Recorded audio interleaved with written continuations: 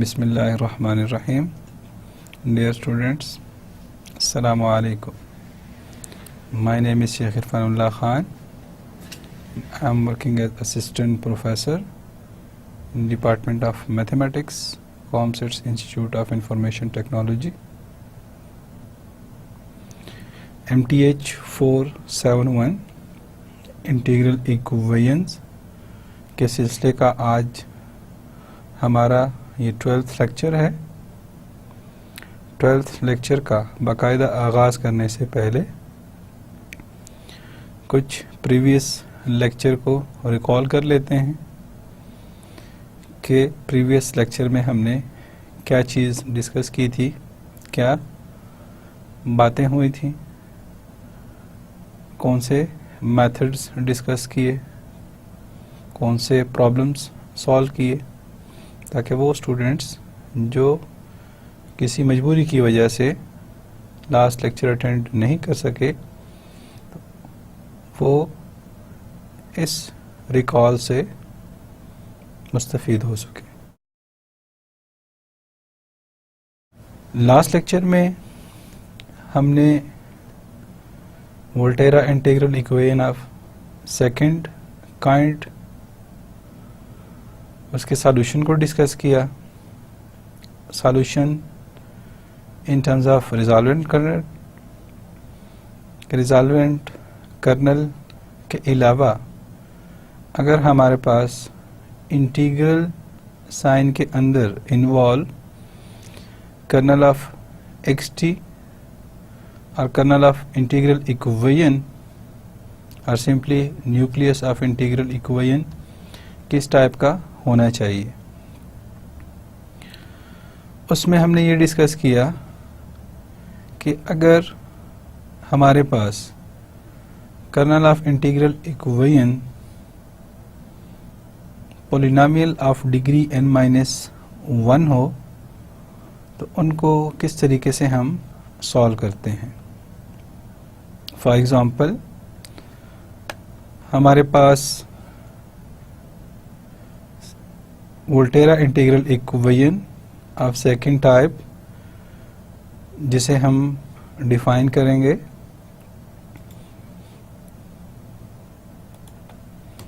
कि general form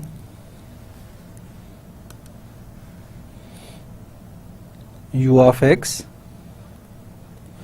equals to f of x plus lambda integral a to x k of xt u of t dt equation 1। अगर kernel of xt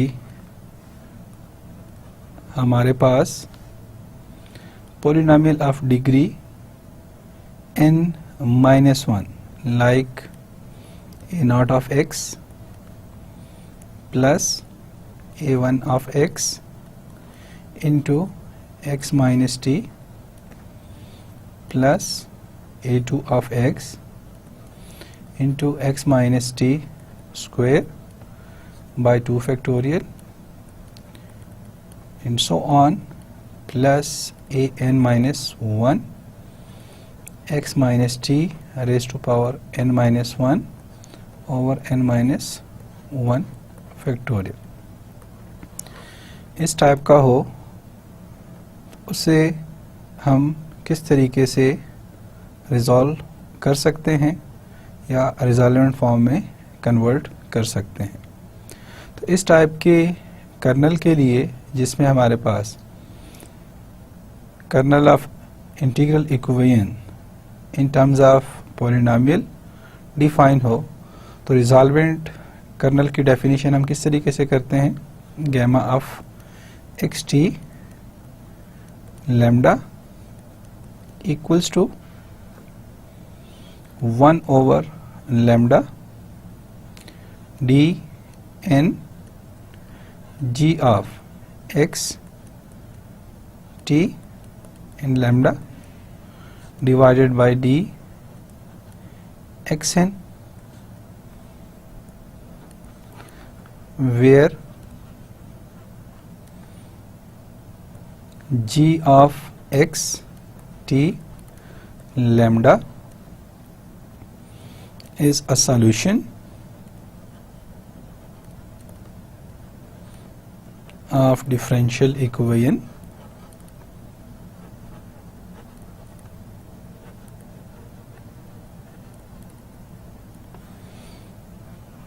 d n g over dxn minus lambda into a naught of x d n minus 1 g over dx n minus 1 plus a1 of x d n minus 2 g over dx n minus 2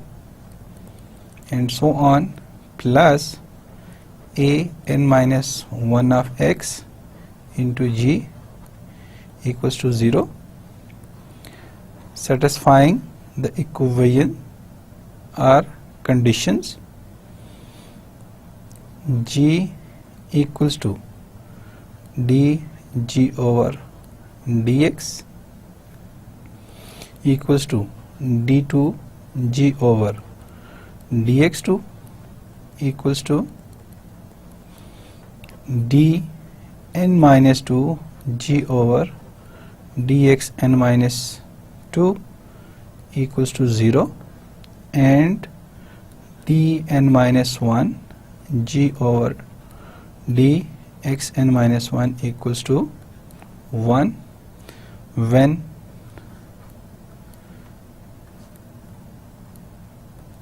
x equals to t। यहाँ पे हमने देखा कि अगर kernel of integral equation polynomial of degree n हो तो उस form में हम रिजॉल्वेंट कर्नल किस तरीके से फाइंड आउट कर सकते हैं। अब इस फॉर्म को जो इन टर्म्स ऑफ पॉलिनोमियल डिफाइन है और पॉलिनोमियल की फॉर्म में अगर हम इक्वेशन 2 को देखें कर्नल का डिफरेंस x माइनस टी की फॉर्म में हो कि फर्स्ट टर्म x है माइनस टी, तो इस सारी फॉर्म को हम कहते हैं पर्टिकुलर फॉर्म 1 और अल्टरनेटिव मेथड। सेम इन्हीं लाइंस पे हम alternative method for particular form 2 कुछ यूं डिफाइन करेंगे। पर्टिकुलर फॉर्म 2 फर्स्ट और 2 में फ़र्क सिर्फ इतना है कि हम k ऑफ एक्स टी को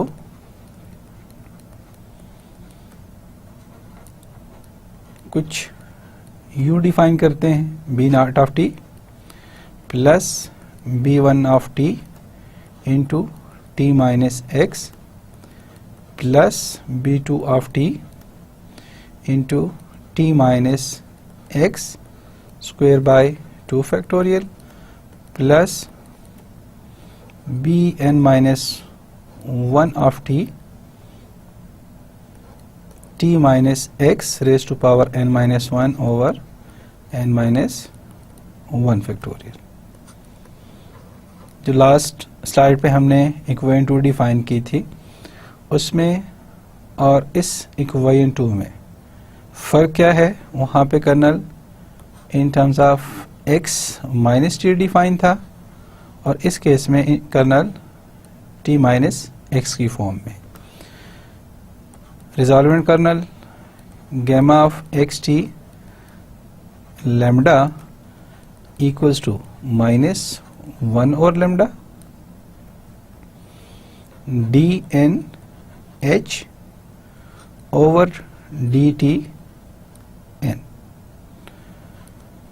where h is function of xt lambda ये हमारे पास इक्वेशन 3 आ गई, where h of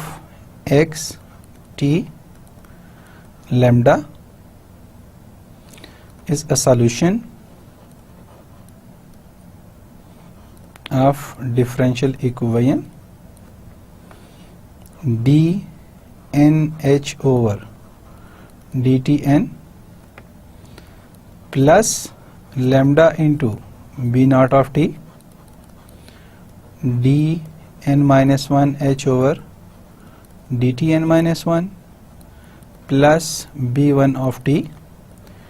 dn minus 2 h over dtn minus 2 plus bn minus 1 of t into h equals to 0. Equation 4 satisfying the conditions h equals to dh over dt equals to d2 h over dt2 equals to dn minus 2 h over dtn minus 2 equals to 0 when t equals to x. Last case में हमने क्या discuss किया था, x equals to t, यहाँ पे हमारे पास t equals to x and dn minus 1 h over dt n minus 1 equals to 1 when t equals to x. Equation 5, और इसी से अगर हम फाइनल सॉल्यूशन कैलकुलेट करें इक्वेशन 1 का, तो वो सॉल्यूशन हमारे पास आ जाएगा in terms of u of x equals to f of x plus lambda 0 to x gamma of x t lambda f of t dt which is equation 6. ये alternate form हमने last lectures में define की और साथ इसके कुछ examples भी discuss की कि किस तरीके से हम इन फॉर्म्स को अप्लाई कर सकते हैं और किस तरीके से इस मेथड से हम रिजॉल्वेंट कर्नल फाइंड कर सकते हैं इन टर्म्स ऑफ अल्टरनेट मेथड. कुछ एग्जांपल्स देख लेते हैं जो लास्ट लेक्चर में हमने डिस्कस की. फॉर एग्जांपल, किस तरीके से हम क्वेश्चन को देख के ये जज करेंगे कि हमने पर्टिकुलर फॉर्म 1 अप्लाई करनी है और पर्टिकुलर फॉर्म 2 अप्लाई करनी है. फॉर पर्टिकुलर फॉर्म 1, जैसा कि मैंने पहले बताया कि जो डिफरेंस कर्नल है वो x माइनस टी की फॉर्म में है. एग्जांपल हम ले लेते हैं, u of x equals to cos x minus x plus 2 plus 0 to x x minus t u of t dt. अब इसमें डिफरेंस कर्नल देखें, x माइनस टी की फॉर्म में डिफाइन है, तो इस चीज़ को देख के हम जज करते हैं कि Volterra integral equation of second type अगर kernel polynomial of degree n minus 1 हो तो उस पर हमने कौन सी फॉर्म अप्लाई करनी है. तो x माइनस टी की वजह से हम फॉर्म कौन सी अप्लाई करेंगे, पर्टिकुलर फॉर्म 1. इसके बरक्स अगर इसी एग्जांपल को u of x equals to cos x minus x plus 2 plus integral 0 to x u define कर दिया जाए t minus x u of t dt. Same example है, इसमें हम इजीली डिफरेंशिएट कर सकते हैं. फर्स्ट एग्जांपल में हमारे पास kernel of integral equation x minus t की फॉर्म में डिफाइन है और इस केस में हमारे पास kernel of integral equation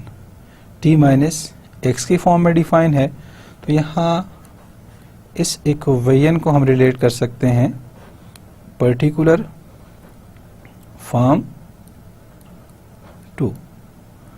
first के केस में रिजल्वेंट कर्नल हमारा किस फॉर्म में आ जाएगा, gamma of x t lambda equals to 1 over lambda d n g of x t lambda over d x n, while in case of particular form 2 resolvent kernel x t lambda equals to minus 1 over lambda dn h over dt n x t lambda। तो ये main दो चीज़ें हैं कि हम किस तरीके से रिजॉल्वेंट कर्नल फाइंड करेंगे जब हमारे पास पॉलिनोमियल ऑफ डिग्री n-1 की फॉर्म में kernel of integral equation define हो। उम्मीद है आपको लास्ट लेक्चर के बारे में आइडिया हो गया होगा कि हमने लास्ट लेक्चर में क्या डिस्कस किया था। आज के लेक्चर का बाकायदा आगाज़ करते हैं इंटीग्रल ट्रांसफॉर्म मेथड से। अगर इंटीग्रल ट्रांसफॉर्म मेथड की सिंपल डेफिनेशन और अलेमान डेफिनेशन हम देखें तो इंटीग्रल ट्रांसफॉर्म मेथड हम क्यों यूज़ करते हैं, तो उसका आंसर कुछ यूँ बयान किया जाएगा। The integral transform methods are very convenient in solving integral equation of some special forms, कि कुछ स्पेशल फॉर्म की इंटीग्रल इक्वेशंस हैं जिनको हम लैप्लास की फॉर्म से सॉल्व करते हैं या इंटीग्रल ट्रांसफॉर्म से हम सॉल्व करते हैं। फर्स्ट जो हमारे पास इंटीग्रल ट्रांसफॉर्म है वो लैप्लास ट्रांसफॉर्म। लैप्लास ट्रांसफॉर्म को डिफाइन करने से पहले कुछ उसकी हिस्ट्री के बारे में या कुछ उसकी क्लासिफिकेशन या उसकी टेक्निक के बारे में कि क्यों हम लैप्लास ट्रांसफॉर्म यूज़ करते हैं। Laplace transform method is a powerful tool used for solving differential and integral equations. अब लैप्लास ट्रांसफॉर्म मेथड हमारे पास बेसिकली इंटीग्रल ट्रांसफॉर्म मेथड है और पावरफुल टूल है किस चीज़ के लिए, डिफरेंशियल इक्वेशन को सॉल्व करने के लिए और इंटीग्रल इक्वेशंस को सॉल्व करने के लिए। मेन खूबी लैप्लास ट्रांसफॉर्म की क्या है कि Laplace transform changes differential equations and integral equations into polynomial equations। Major जो contributions या main advantages of Laplace transform हम देखें तो main advantage of Laplace transform क्या है कि वो डिफरेंशियल इक्वेशन हो चाहे इंटीग्रल इक्वेशन हो, उसको इन टर्म्स ऑफ पॉलिनोमियल इक्वेशन वो चेंज कर देता है और इन पॉलिनोमियल इक्वेशंस की फॉर्म में रिड्यूस कर देता है, जिससे हम इजीली किसी प्रॉब्लम का सॉल्यूशन कैलकुलेट कर सकते हैं। And hence by using the inverse Laplace transform, अब जैसे कि हमने लैप्लास ट्रांसफॉर्म के बारे में कहा कि वो इंटीग्रल इक्वेशन को और डिफरेंशियल इक्वेशन को पॉलिनोमियल इक्वेशंस में ट्रांसफॉर्म करता है या पॉलिनोमियल इक्वेशंस में रिड्यूस करता है,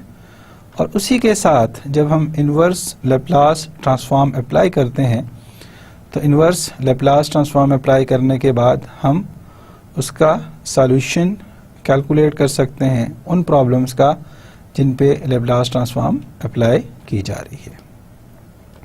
proper definition of Laplace transform, the Laplace transform of a function f of x defined for x greater than or equals to 0 is given by L of f of x equals to integral 0 to infinity e raised to power minus st f of t dt, which is equals to capital F of s, where s is real and L is the Laplace transform operator. The Laplace transform f of s may fail to exist. Laplace transform के कुछ cases ऐसे हैं जिनमें ये fail हो जाती है. अब वो केसेस क्या हैं? If f of x has infinite discontinuities, कि अगर हमारे पास जो फंक्शन डिफाइन है उसकी infinite discontinuities or it grows up rapidly, के उसकी वैल्यू बढ़ती जाए, then f of s does not exist. Moreover, अगर हम इसे मज़ीद डिटेल से देखें या उसका इम्पॉर्टेंट नेसेसरी कंडीशन देखें, an important necessary condition for the existence of the Laplace transform f of s is that f of s must vanish as s approaches to infinity or s become large. अगर हमारे पास s की value बढ़े और s की value बढ़ने से f of s ख़त्म हो, तो उस केस में हम कहते हैं कि ये एक नेसेसरी और इम्पॉर्टेंट कंडीशन है उसकी एग्जिस्टेंस ऑफ Laplace ट्रांसफॉर्म की, which means that limit s tends to infinity, capital F of s equals to 0. ये तो डेफिनेशन हो गई Laplace ट्रांसफॉर्म की कि Laplace ट्रांसफॉर्म को हम किस फॉर्म में डिफाइन करते हैं और किस तरीके से प्रेजेंट करते हैं. सेकंड डेफिनेशन अगर देखें, in other words the condition for existence. Basic हमारा क्वेश्चन क्या है कि हम ऐसी कंडीशन फाइंड कर सकें जिससे उसके सॉल्यूशन की एग्जिस्टेंस का हमें आइडिया हो सके. The condition for existence of a Laplace transform f of s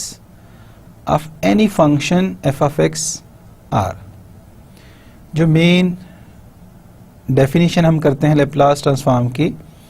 जो पूरी दुनिया में अराउंड द ग्लोब जिसको वैलिडेट किया जाता है, वो मेन डेफिनेशन जो आसान लफ्ज़ों में किसी को समझाई जा सकती है कि f of x is piecewise continuous on the interval of integration. कि जो इंटरवल ऑफ इंटीग्रेशन या लिमिट ऑफ इंटीग्रेशन हमें डिफाइन है, जहाँ तक हमने उस इंटीग्रल को या एरिया को कैलकुलेट करना है फॉर एनी पॉजिटिव a, कि f of x उस इंटरवल में, उस रीजन में, उस पोर्शन में क्या होना चाहिए? पीस वाइज कंटिन्यूअस फंक्शन होना चाहिए. सेकंड प्रॉपर्टी की अगर हम बात करें या सेकंड डेफिनेशन को भी हम यहाँ पे यूज़ कर सकते हैं as a second definition. f of x is of exponentially order. कि Laplace ट्रांसफॉर्म में जो फंक्शन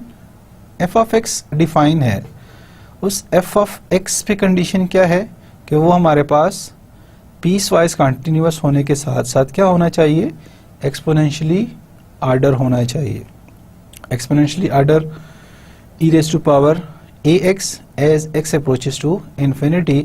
कि जब हम x को मैक्सिमम वैल्यू पर ले जाएं या x को मैक्सिमम लें तो हमारे पास फंक्शन जो है वो एक्सपोनेंशियल ऑर्डर हो. Means absolute value of function f of x less than or equals to k e raised to power ax for x greater than or equals to capital M, where a is the real constant, k and m are positively constants. Accordingly, the Laplace transform f of s exists and must satisfy, जैसे कि previous slide पे हमने देखा था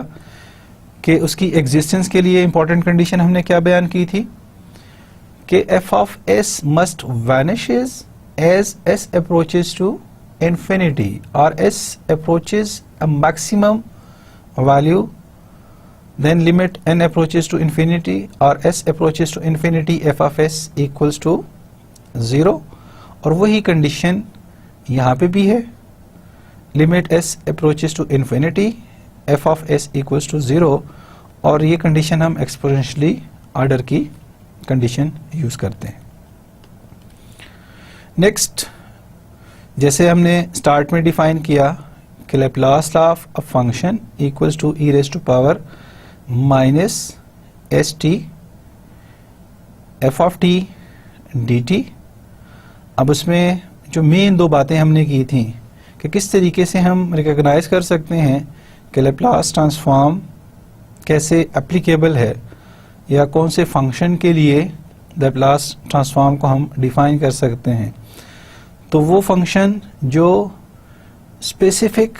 interval पे, specific reason पे क्या होने चाहिए, पीस वाइज कंटिन्यूअस फंक्शन होने चाहिए। अगर वो पीस वाइज कंटिन्यूअस फंक्शन है तो लैप्लास ट्रांसफॉर्म एग्जिस्ट करेगी। सेकंड जो मेन कंडीशन हमने पढ़ी, वो मेन कंडीशन क्या थी और रिस्ट्रिक्शन क्या थी कि फंक्शन जो लैप्लास ट्रांसफॉर्म में डिफाइन है f ऑफ x, वो एक्सपोनेंशियली ऑर्डर होना चाहिए। एक्सपोनेंशियली ऑर्डर, उसकी एग्जांपल हमने देखी like e raise to power ax, और absolute value of function f of x less than और equals to k e raise to power ax where x greater than और equals to m। m एक कोई bound हम define कर देते हैं, for example 1 है, 10 है, उस वैल्यू से बड़ा हम लें तो हमारे पास फंक्शन क्या आना चाहिए, एक्सपोनेंशियली ऑर्डर आना चाहिए। कुछ जनरल फंक्शंस के लिए, या सबसे पहले हम जो बहुत ही स्मॉल वैल्यूज हैं लाइक कांस्टेंट, अब f ऑफ x की डिफरेंट वैल्यूज हम डिफाइन कर सकते हैं। तो फर्स्ट एग्जांपल हम लेते हैं, if f of x equals to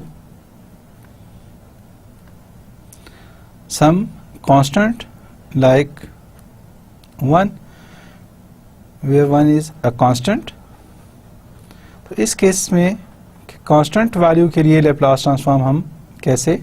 apply कर सकते हैं। By definition L of f of x equals to integral 0 to infinity e raise to power minus s t f of t dt। इस फंक्शन पे क्या कंडीशन है, पीसवाइज कंटिन्यूअस होना चाहिए, and second of exponentially order. अब 1 यहाँ पे अगर हम सब्स्टिट्यूट करें, equals to 0 to infinity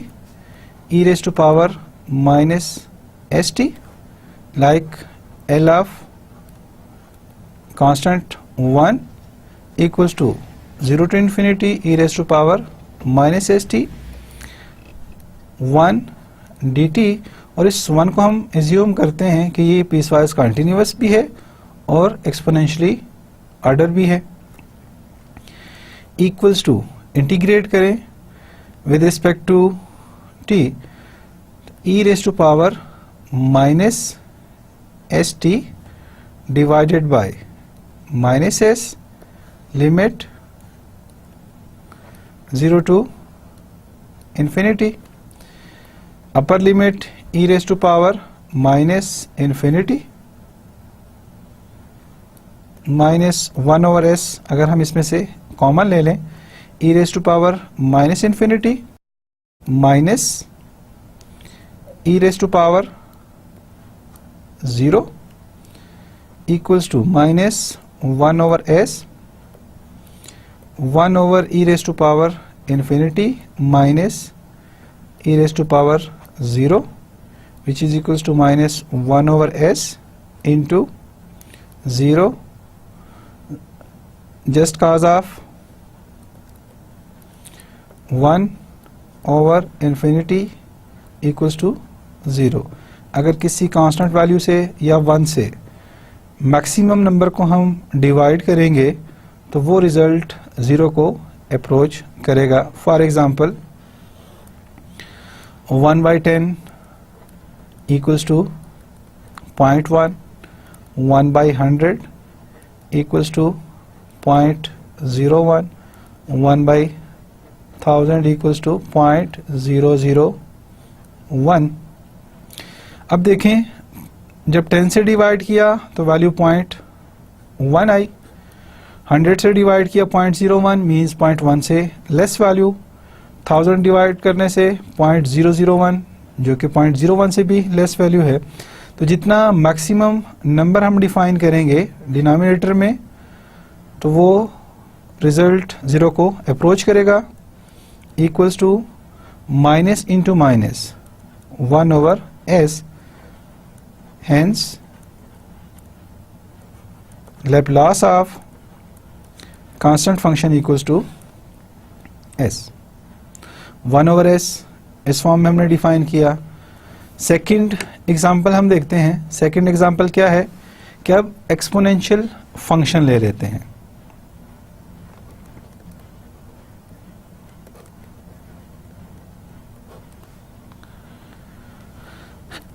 f of x equals to e raised to power x or f of x equals to e raised to power ex। एक particular form हमने ले ली और एक generalized form e raised to power ax। दोनों पे Laplace transform हम apply करते हैं। तो first L of e raised to power x by definition किसके इक्वल होगा, 0 to infinity e raised to power minus st into e raised to power x dt equals to 0 to infinity e raised to power minus st and second function क्योंकि हम f of t की form में define करते हैं तो ये value हमारे पास किसकी इक्वल हो जाएगी, e raised to power t। तो अब स्टैंडर्ड फॉर्म में अगर हम उसे लिखें e raised to power minus st into e raised to power t dt which is equals to 0 to infinity e raised to power t अगर हम इसमें से कॉमन लें तो यहाँ पे हमारे पास फॉर्म क्या बन जाएगी, t into minus s plus 1 dt equals to e raised to power minus s plus 1 into t divided by e raised to power minus s plus 1 0 to infinity 1 over 1 minus s common e raised to power 1 minus s into t 0 to infinity। Value substitute करें equals to 1 over s minus 1 into first जब upper limit substitute करेंगे 1 minus s t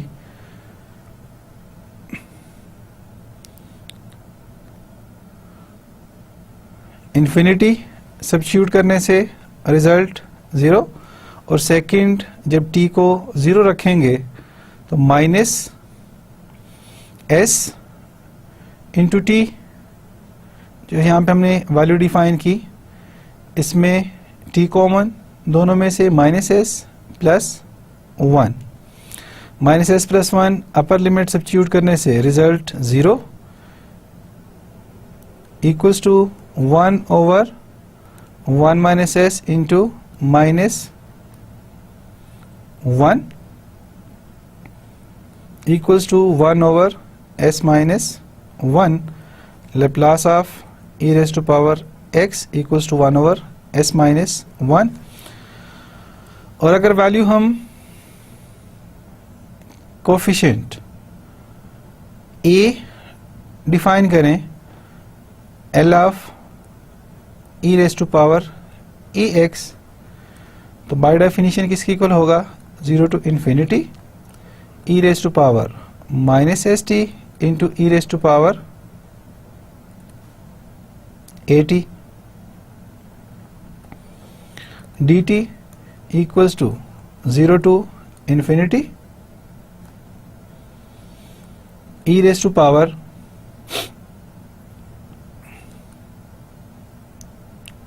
t minus s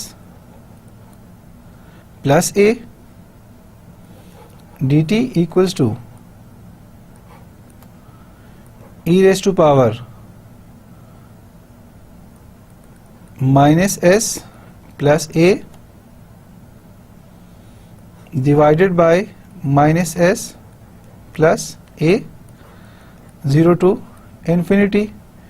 limit substitute करें 1 over minus s plus a into e raised to power infinity और minus s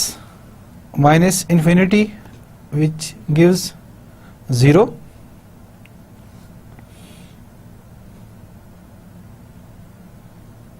minus e raised to power 0 equals to 1 over s minus a Laplace of e raised to power ax equals to 1 over s minus a। यहाँ पे value अगर हमने l of e raised to power 4x, तो by definition Laplace किसकी equal हो जाएगा 1 over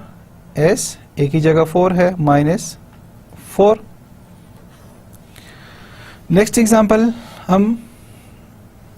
define करते हैं कि if f of x equals to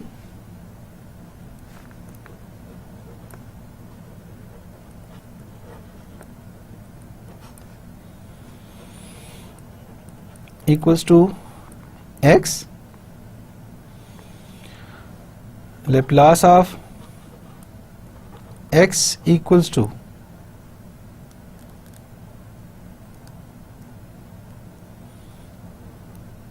zero to infinity e raised to power minus st into t dt। Integration by parts. First constant e raised to power minus st over minus s divided by our limit 0 to infinity minus 0 to infinity derivative of first function 1 e raised to power minus st over minus s dt।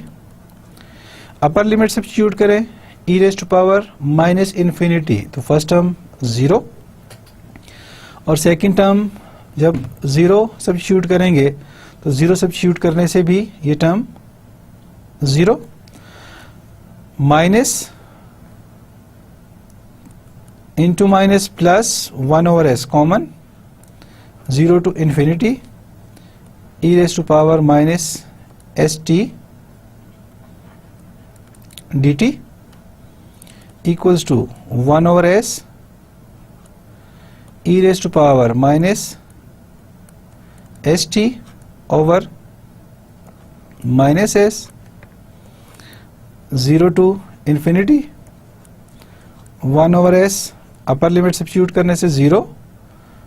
Minus 1 over minus s और multiply करने के बाद 1 over a square Laplace of x equals to 1 over a square. इसी के साथ अगर हम Laplace calculate करें, लेप्लास ऑफ एक्स स्क्वेयर, तो वो फॉर्म हमारे पास क्या बनेगी, 0 to infinity t square e raise to power minus s T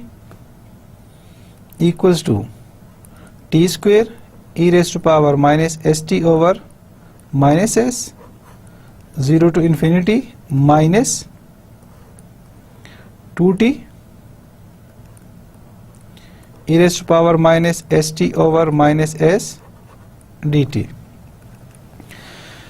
first जो टर्म है हमारे पास राइट हैंड साइड पे, अगर इसमें हम अपर लिमिट सब्स्टिट्यूट करें तो अपर लिमिट सब्स्टिट्यूट करने से रिजल्ट 0 और लोअर लिमिट सब्स्टिट्यूट करने से भी result 0 plus 2 over s 0 to infinity t into e raised to power minus st dt, again integration by parts, 2 by s into t e raised to power minus st over minus s 0 to infinity minus 0 to infinity t का derivative with respect to t1 into e raised to power minus st over s dt। 2 by s first term हमारे पास 0 plus 1 over s 0 to infinity e raise to power minus s t d t. 2 by s into 1 over s 2 by s square and e raised to power minus st over minus s 0 to infinity which gives 2 over s square, और upper limit और lower limit substitute करने के बाद यहाँ पे हमें result क्या मिलेगा, प्लस 1 ओवर s, तो टोटल रिजल्ट आ गया हमारे पास 2 over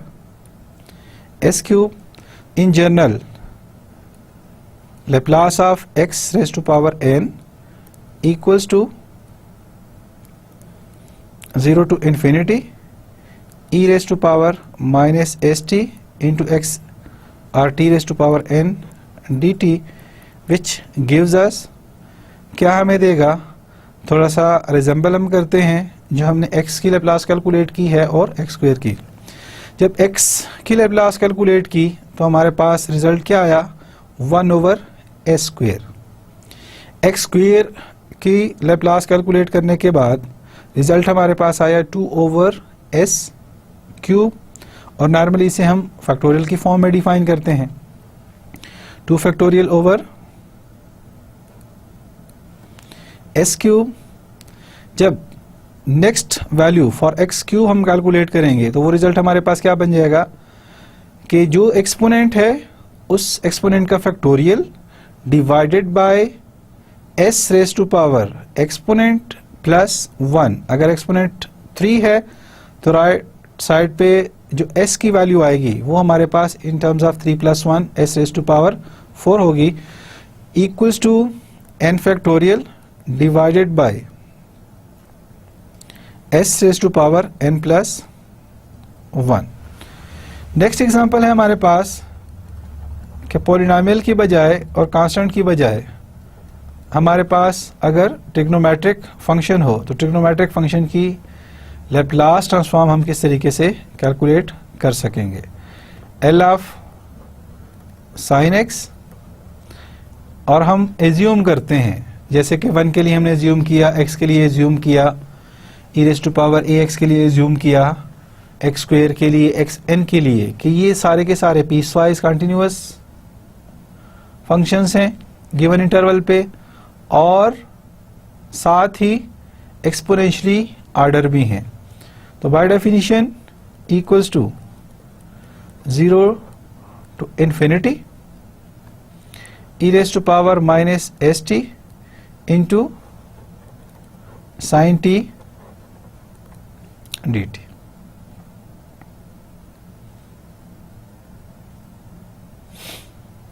equals to 0 to infinity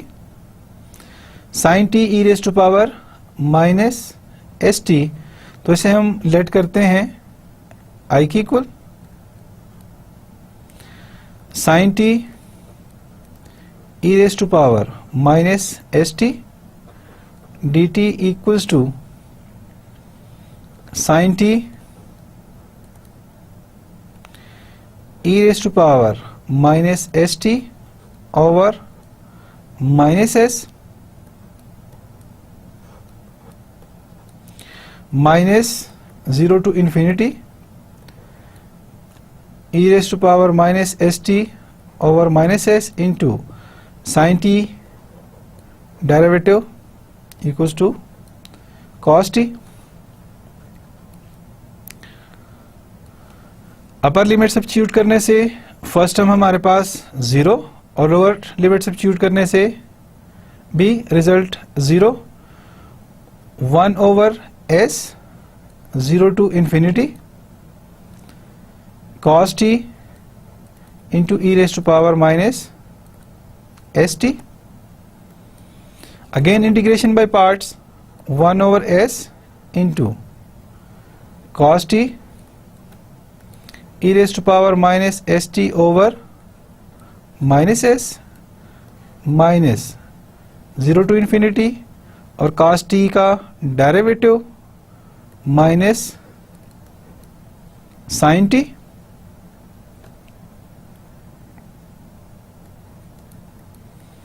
e raised to power minus st over minus s dt which is equals to 1 over s upper limit substitute करने से e raised to power minus st 0 तो सारी term 0 minus 0 substitute करने से cos 0 equals to 1 minus 1 over s minus into minus plus sin t e raised to power minus s t over minus s dt equals to minus 1 over s square minus 1 over s 0 to infinity sin t e raised to power minus st dt जो शुरू में हमने integral late किया था I equals to 0 to infinity sin t e raised to power minus st dt result हमारे पास repeat हो गया. Right side पे लेके जाएं 1 r i plus 1 over s into i equals to minus 1 over s square. s i common लें 1 over s square 1 over s square 1 plus 1 over s square into I equals to minus 1 over s square implies s square plus 1 over s square into I equals to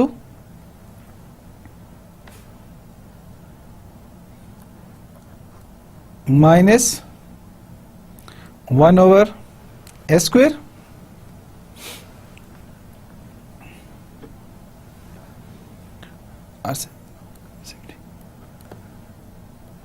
plus 1 over s square plus 1 over s square, क्योंकि जब हम lower limit यहाँ पे substitute करेंगे cos 0 तो ये result minus into minus plus 1 over s की form में हमें मिलेगा. 1 plus I equals to 1 over s square into s square over s square plus 1 s square से s square cancel equals to 1 over s square plus 1. Similarly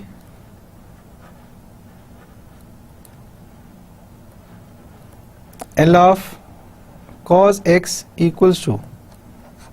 denominator same होगा like sine of x, numerator s. Numerator में हमारे पास value s और denominator s square plus 1, तो Laplace transform of sine x और cos x are trigonometric function equals to 1 over s square plus 1 s over s square plus 1। यहाँ पे हमने basic definitions apply की कि लैप्लास ट्रांसफॉर्म ऑफ कांस्टेंट हम किस तरीके से कैलकुलेट करते हैं। कांस्टेंट का रिजल्ट हमारे पास आया 1 ओवर एस की फॉर्म में। सेकंड हमने एक्सपोनेंशियल फंक्शन की लैप्लास कैलकुलेट की, जो कि हमारे पास जो भी एक्सपोनेंट या एक्सपोनेंशियल में जो एक्सपोनेंट के साथ कांस्टेंट मल्टीपल है वो शिफ्ट हम उस इसमें अप्लाई कर देते हैं। अब कुछ प्रॉपर्टीज डिस्कस कर लेते हैं। Properties of Laplace transform are some useful properties of Laplace transform. First, constant multiple. Previous slides में हमने डिटेल से सारी चीजें डिस्कस की कि किस तरीके से लैप्लास ट्रांसफॉर्म को हम कैलकुलेट करते हैं। लैप्लास ट्रांसफॉर्म बाय डेफिनेशन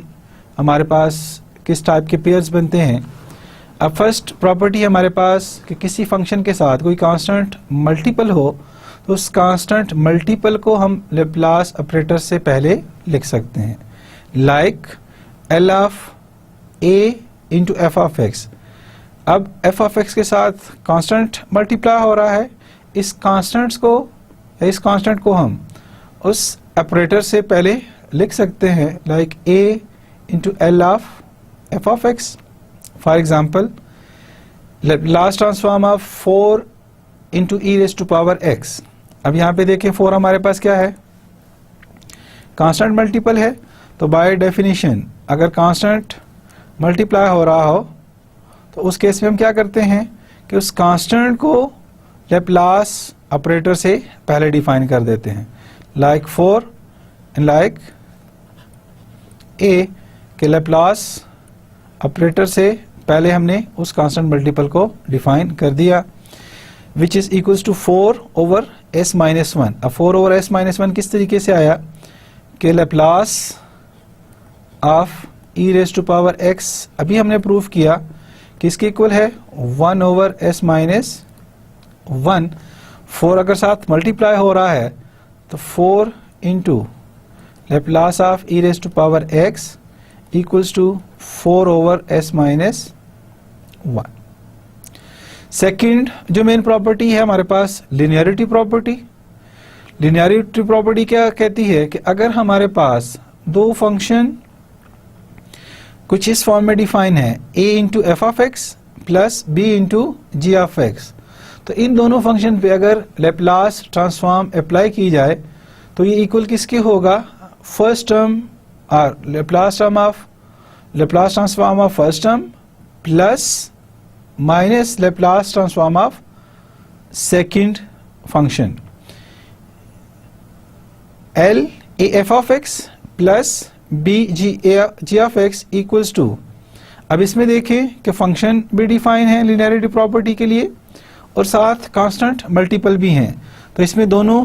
के फर्स्ट की लैप्लास अलहदा से डिफाइन की और सेकंड फंक्शन की लैप्लास अलहदा से, और जो कांस्टेंट मल्टीपल डिफाइन है उन कांस्टेंट मल्टीपल को हमने लैप्लास ऑपरेटर से पहले डिफाइन कर दिया, like a Laplace of f of x. तो अब इसमें ये ऑपरेटर फंक्शन पे अप्लाई हो रहा है और ये कांस्टेंट हमने स्टार्ट पे लिख दिया, लाइक सेकंड टर्म में b हमारे पास कांस्टेंट मल्टीपल ट्रीट हो रहा है तो उस b को हमने उस इक्वेशन से और उस ऑपरेटर से पहले डिफाइन कर दिया। For example L of 4x plus 3x square equals to 4lx, first constant multiple वाली property, plus 3l of x square. तो l ऑफ x हमने कैलकुलेट की, Laplace transform of x equals to 1 over s square और 4 multiply हो रहा है तो 4 over s square plus 3 into x square. X square के लिए हमारे पास लैप्लास क्या थी, लैप्लास ऑफ एक्स स्क्वेयर, जो एक्सपोनेंट था वो factorial divided by 2 plus 1 which is equals to 2 factorial divided by s cube, 4 over s square plus 6 over s cube, क्योंकि x स्क्वेयर का result 2 factorial over s3 multiply by 3 6/S3। Multiplication of x, अगर किसी function के साथ x multiply हो रहा हो तो उसे हम डेरिवेटिव की फॉर्म में ट्रांसफॉर्म कर सकते हैं। Like L of x into f of x। यहाँ पे देखें कि हमारे पास फंक्शन के साथ x मल्टीप्लाई हो रहा है, x इज वेरिएबल, तो उस फॉर्म को हम क्या लिखते हैं, minus times d by d S into l of f of x. कि सिर्फ इस x के इजाफे की वजह से, फंक्शन के साथ जब x मल्टीप्लाई हुआ तो इसके इजाफे की वजह से हमारे पास फॉर्म क्या बन गई, minus d by D x, और वो लीनियर लैप्लास ऑपरेटर से हमने पहले डिफाइन करना है। L f of x equals to minus f dash of s. For example l x of sine x, sine x को हम फंक्शन ट्रीट करेंगे एफ ऑफ एक्स, और एक्स साथ मल्टीप्लाई हो रहा है, तो by definition of multiplication of x minus d by d s 1 over s square plus 1, और 1 ओवर एस स्क्वेयर प्लस 1 किसकी वैल्यू है, साइन एक्स की। With respect to s differentiate करने से रिजल्ट हमारे पास क्या आया, 2s over s square plus 1 square. किस तरीके से, minus d by d s 1 over s square plus 1 minus quotient rule apply करें, s square plus 1 square into s square plus 1 into constant derivative 0 minus 1 into s square plus 1 equals to minus s square plus 1 into 0, सारी term 0 हो गई, minus s square minus into plus minus 1 over s square plus 1 square. ये हमारे पास form आई, equals to s square plus 1 और s square plus 1 का derivative with respect to x हमारे पास किसकी इक्वल आया, 2s minus 2s over s square plus 1 square minus into minus plus which is equal to the given result. Next हमारे पास property है Laplace transform of derivatives. Laplace transform of derivatives l f dash of x equals to s into Laplace of f of x minus f of 0। Derivative की form में है और derivative first और nth derivative है, तो nth derivative के साथ n-1 initial condition भी हमें गिवन होंगी जो हम यहाँ पे यूटिलाइज करते हैं। L f double dash of x equals to s square, जो डेरिवेटिव का ऑर्डर है ऑर्डर 2 है, s square f of s minus s f of 0 minus f dash of 0। L of f triple dash of x equals to s cube l of f of x minus s square f of 0 minus s f dash of 0 minus f double dash of 0।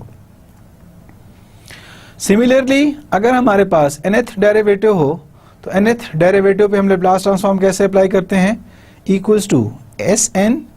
L of f of x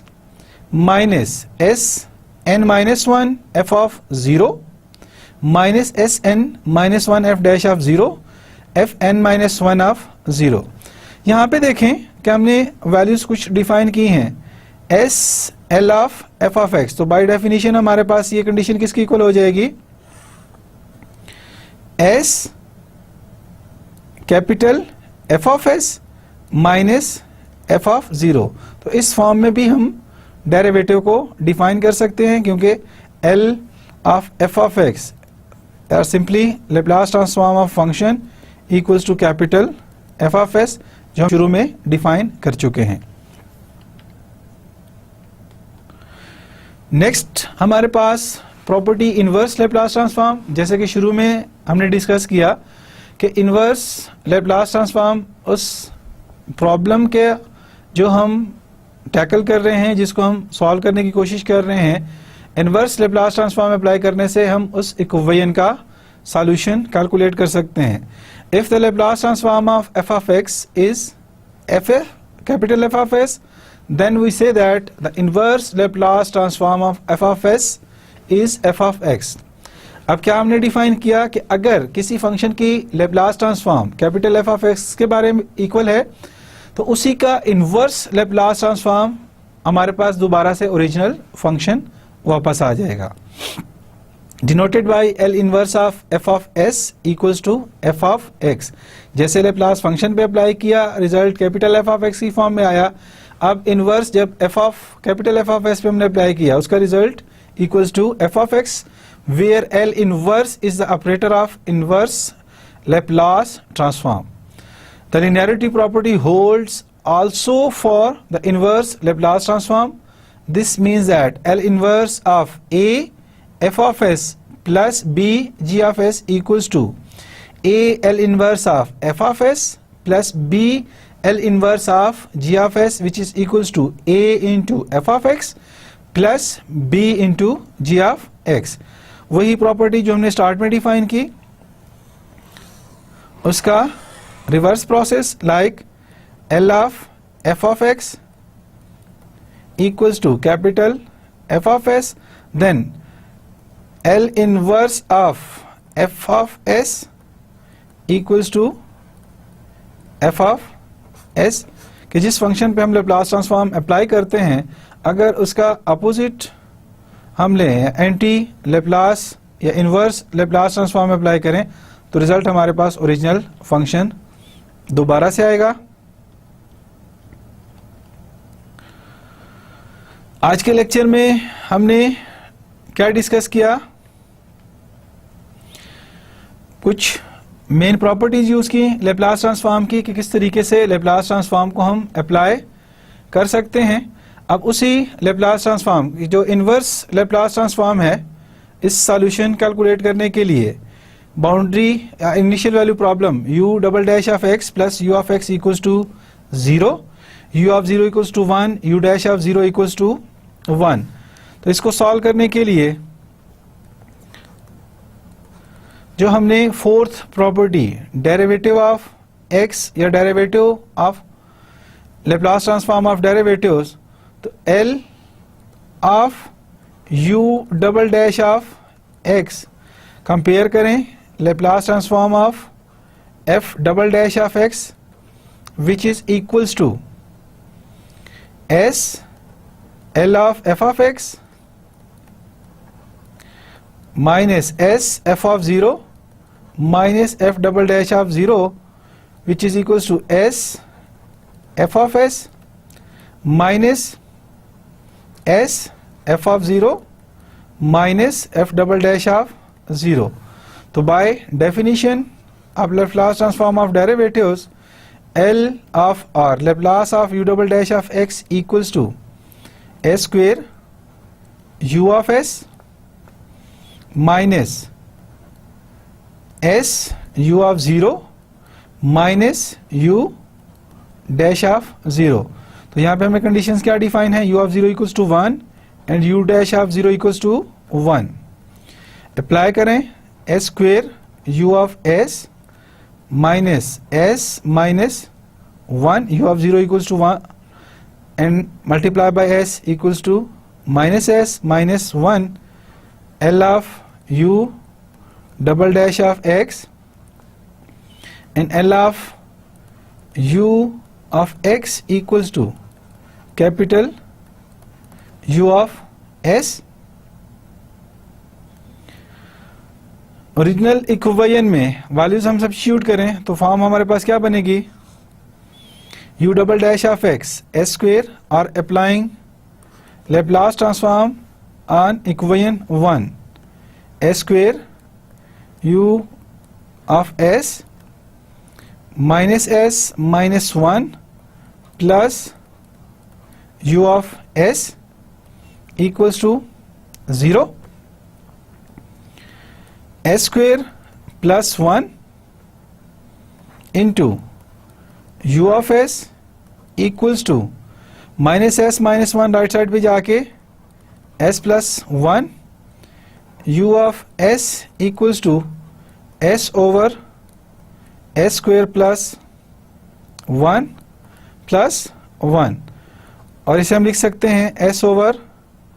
s square plus 1 plus 1 over s square plus 1. Laplace transform Lee, applying Laplace transform on 1, again inverse Laplace transform, or applying inverse Laplace transform, L inverse of u of s equals to L inverse of 1 over s square plus 1 plus L inverse of 1 over s square plus 1. जैसा कि previous slides में हमने देखा कि Laplace transform of sin x equals to 1 over s square plus 1 and Laplace transform of cos x equals to s over s square plus 1 equals to, first term हमें क्या देगी right side पे, cos x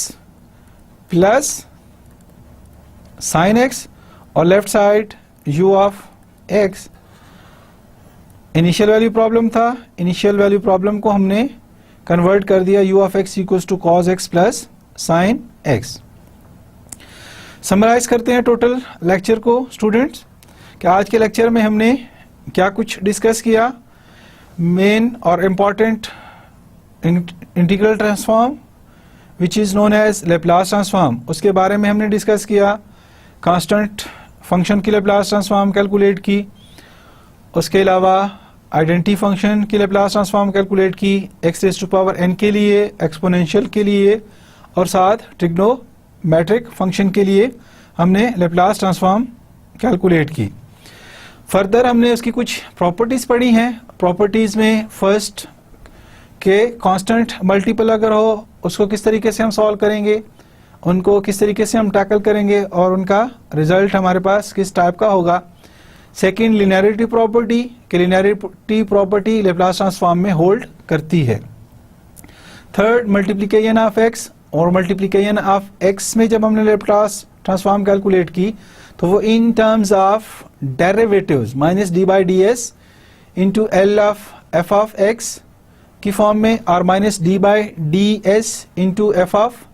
S की form में हम उसे calculate करते हैं. Fourth Laplace transform of derivatives for first order, second order, third order and up to nth order किस तरीके से हम डिफाइन कर सकते हैं और सिंपल इक्वेशन में डिफरेंशियल इक्वेशन को कन्वर्ट कर सकते हैं. फिफ्थ प्रॉपर्टी हमने उसकी पढ़ी इनवर्स लेप्लास ट्रांसफॉर्म, जैसा कि लेप्लास ट्रांसफॉर्म किसी भी इंटीग्रल इक्वेशन को या डिफरेंशियल इक्वेशन को ट्रांसफॉर्म करता है और रिड्यूस करता है इन टर्म्स ऑफ पॉलिनोमियल इक्वेशंस. तो इनवर्स लेप्लास ट्रांसफॉर्म उन पॉलिनोमियल इक्वेशंस पे अप्लाई करने के बाद हम उस इनिशियल वैल्यू प्रॉब्लम का और इंटीग्रल इक्वेशन का हम सॉल्यूशन कैलकुलेट करते हैं,